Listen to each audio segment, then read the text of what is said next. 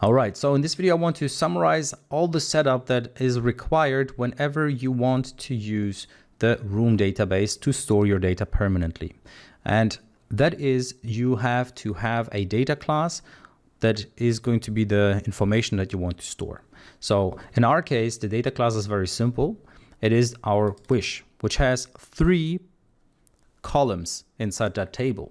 Number 1 is the ID, number 2 is the title, and 3 is the description. Similarly to what we saw here. Column 1, column 2, and column 3. Okay, so you need to assign one primary key, which usually is the ID, and you need to make sure that it's automatically generated for you, which means it will be automatically incremented. Otherwise, you have to take care of that manually. In our case, we won't need to take care of that because, well, we set it to be auto-generated.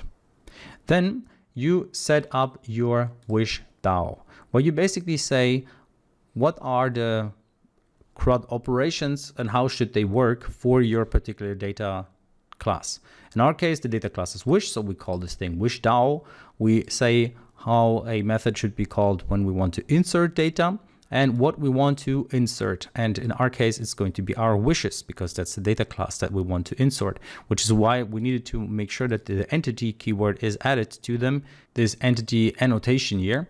And then we can set up our different operations, the CRUD operations. So the easiest one are the create, update, and delete, because you don't need to add a query. However, if you want to read data, then you use the query keyword, in which you actually use something that is SQL code, you could call. So this is SQL text, where you define what you want to read from the database. And in our case here, we're reading the entire wish table. And here we're reading the entire wish table, but then we're filtering it by the ID. And you can also filter it by, for example, a name, by, well, in our case, the title or the description or whatever, but we are always just going to filter by ID. So that's what the wish DAO takes care of. Now that the wish DAO is ready, we need to set up the wish repository, which allows us to, well, with the wish DAO, to take care of those functions and make sure that they are happening in the right approach. For example, suspend functions, right? So here we're basically bridging the gap between the DAO and our view model, because our view model then can use this wish repository. So that's where we come back to our view model. Our view model needs to have a wish repository, which it then can use to call those functions with the right scope, so with a coroutine.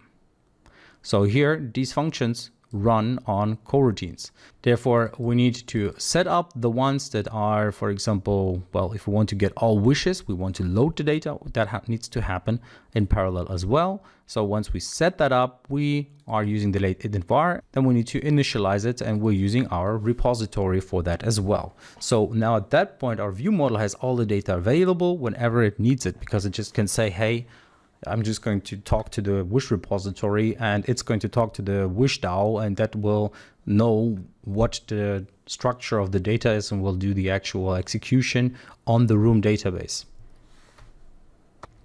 Now, this brings us back to our wish database. So our wish database is basically saying what the database should be looking like. So what are the different entities that we have inside of our room database?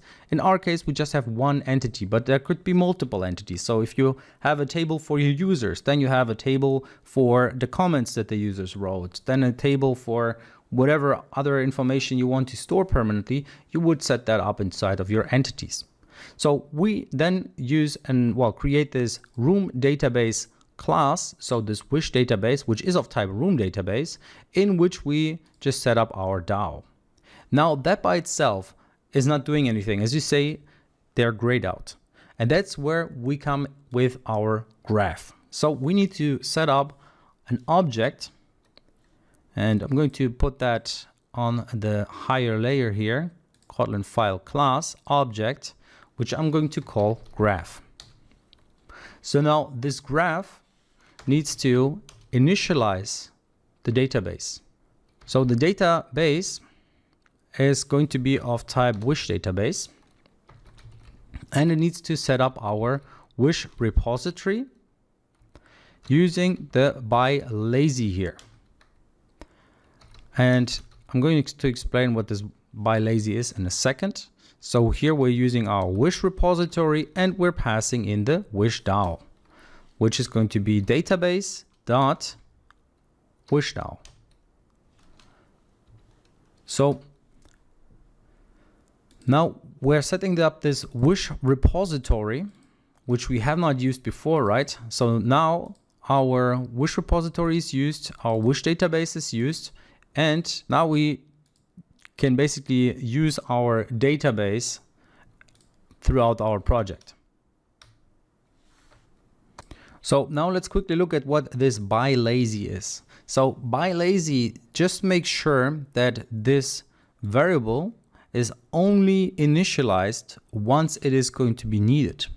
So the idea behind this is that you don't load everything at the start when you open up your application, but only the moment, well, this particular repository will only be loaded the moment that it's actually going to be required, which means once we actually want to access it. So that's when it's going to be loaded, not straight at the start, which could delay how the application responds. And that's just an efficient way to make sure that your app performance is great. So the by lazy initialization is thread safe by default, which means that the repository is guaranteed to be initialized only once, and even when accessed by multiple threads simultaneously. You can also opt for a non-thread safe version if you are sure the property will only be accessed from a single thread, which can be slightly more performant. But in our case, it just makes it significantly easier by just using this by lazy, because then it's efficient and it doesn't break our, we don't have to think about it too much after that. So that is part one of our graph. Now let's look at the second part. All right, so now this graph needs to provide, therefore I'm going to create a provide function where we need to pass in the context. So when you want to build your database, you need to know in which context you want to build that. So we have this database, right? And the provide function will now initialize that database because we're trying to use it here, but it's not initialized at this moment. So we need to initialize it, and we're saying room.database builder, and this database builder is going to need a few parameters. So it needs the context, it needs the class, and the name of the database. So the context is just going to be the context that we pass to the function provide. Then we need to say which class we want to use for our database. So we're going to use the wish database class.java, and then we need to define the database name. And I'm going to call this one wishlist.db. So this will now be the name of our database inside of our phone. Now at this point, we can build it using the build keyword. So this will build our database the moment we call the provide function. So I'd say let's leave it at that for this video. I will explain what's going on under the hood in the next video, explaining what dependency injection is.